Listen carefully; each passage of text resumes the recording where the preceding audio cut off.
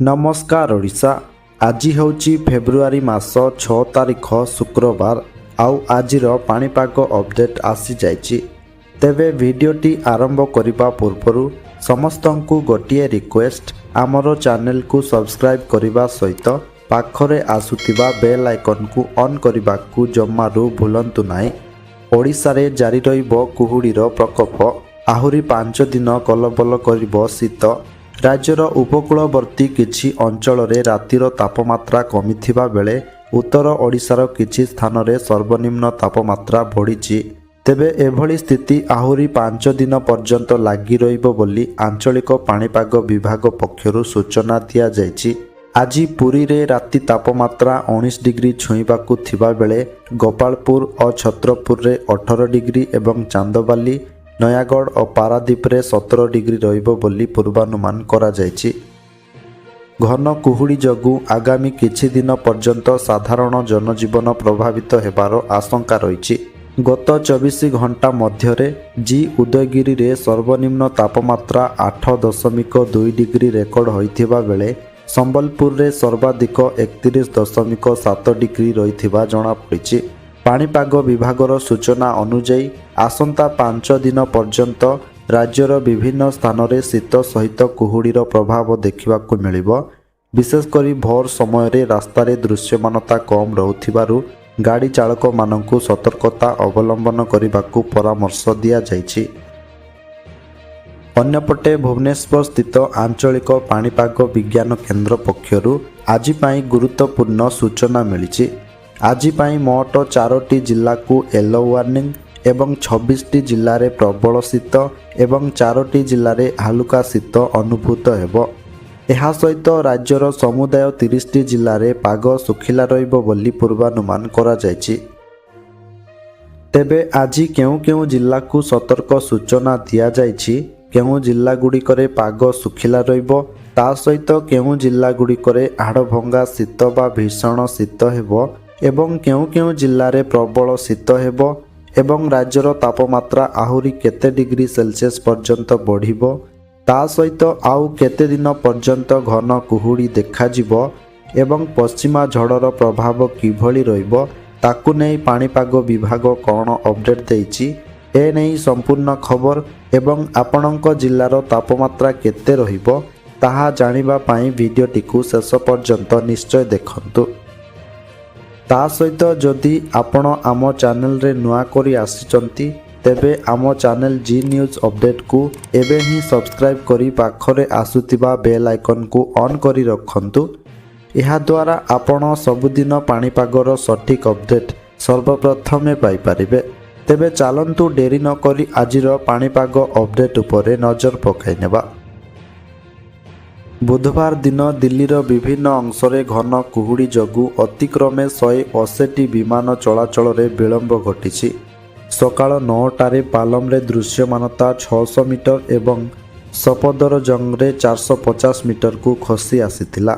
एही समय रे वायुर गुणवत्ता खरापरु खराप अत्यंत खराप वर्गरु ह्रास पाइबा सह सर्वनिम्न तापमात्रा स्वाभाविक ठारू 0.2 डिग्री कमी 8.2 डिग्री सेल्सियस को खसी आसीछि। तेबे वर्तमान जानि नेबा आज पाई सबु केउ जिला को येलो वार्निंग, केउ जिल्ला रे प्रबल शीत एवं केउ जिल्ला रे हालुका शीत एवं केउ जिल्ला रे पाग सुखिला रहिबो बोली पूर्वानुमान करा जायछि। तेबे प्रथमे जानिबा जेउ 4टी जिल्ला रे येलो वार्निंग जारी करा जायछि, उक्त 4टी जिल्ला रे प्रबल कुहुड़ी हेबो बोली येलो वार्निंग जारी करा जायछि। एहा सहित उक्त जिल्ला गुड़िकरे प्रबल शीत मध्य हेबो बोली सूचना दिया जायछि। तेबे सेई 4टी जिल्ला गुड़िक हेउछि नयागढ़, खोर्धा, पुरी एवं जगतसिंहपुर।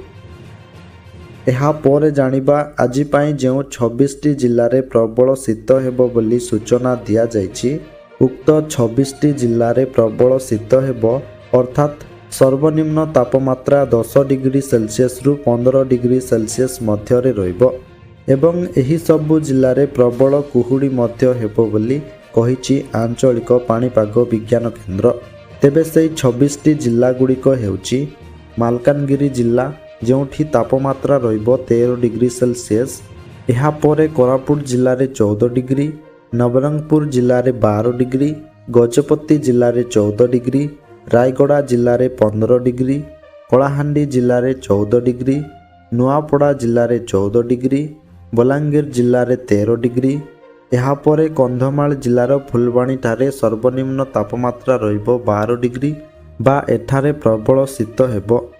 ଏହାପରେ ବୌଦ୍ଧ ଜିଲ୍ଲାରେ 14 ଡିଗ୍ରୀ, ନୟାଗଡ଼ ଜିଲ୍ଲାରେ 15 ଡିଗ୍ରୀ, ଖୋର୍ଦ୍ଧା ଜିଲ୍ଲାରେ 15 ଡିଗ୍ରୀ, ଜଗତସିଂହପୁର ଜିଲ୍ଲାରେ 13 ଡିଗ୍ରୀ, କେନ୍ଦ୍ରାପଡ଼ା ଜିଲ୍ଲାରେ 13 ଡିଗ୍ରୀ, କଟକ ଜିଲ୍ଲାରେ 14 ଡିଗ୍ରୀ, ଯାଜପୁର ଜିଲ୍ଲାରେ 13 ଡିଗ୍ରୀ, ଢେଙ୍କାନାଳ ଜିଲ୍ଲାରେ 14 ଡିଗ୍ରୀ, ଅନୁଗୁଳ ଜିଲ୍ଲାରେ 15 ଡିଗ୍ରୀ, କେନ୍ଦୁଝର ଜିଲ୍ଲାରେ 14 ଡିଗ୍ରୀ, ମୟୂରଭଞ୍ଜ ଜିଲ୍ଲାରେ 15 ଡିଗ୍ରୀ, ଦେଓଗଡ଼ ଜିଲ୍ଲାରେ 15 ଡିଗ୍ରୀ, ସମ୍ବଲପୁର ଜିଲ୍ଲାରେ 15 ଡିଗ୍ରୀ, ସୋନପୁର ଜିଲ୍ଲାରେ 15 ଡିଗ୍ରୀ ଏବଂ ବରଗଡ଼ ଜିଲ୍ଲାରେ ମଧ୍ୟ 15 ଡିଗ୍ରୀ ସେଲସିୟସ୍ ତାପମାତ୍ରା ରହିବ।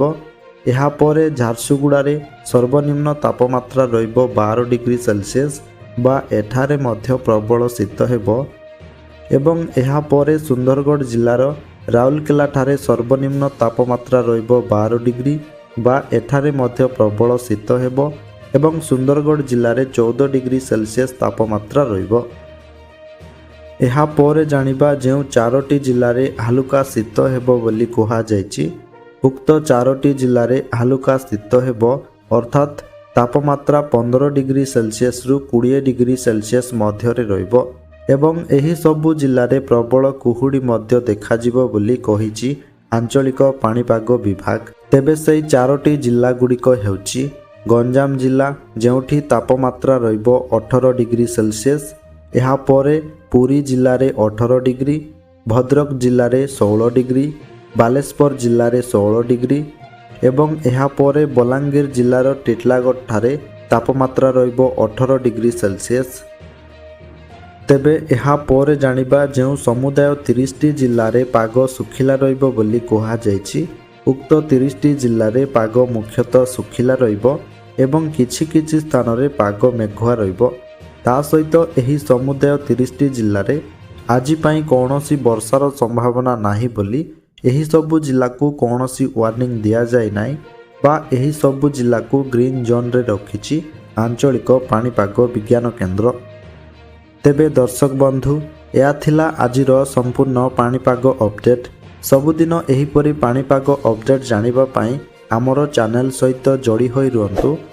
ଆଉ ଆପଣ କେଉଁ ଜିଲ୍ଲାରୁ ଏହି ଭିଡ଼ିଓ ଦେଖୁଛନ୍ତି ଏବଂ ଆପଣଙ୍କ ଜିଲ୍ଲାରେ ଶୀତ କିଭଳି ଅଛି କମେଣ୍ଟ ବକ୍ସରେ ନିଶ୍ଚୟ ଜଣାନ୍ତୁ।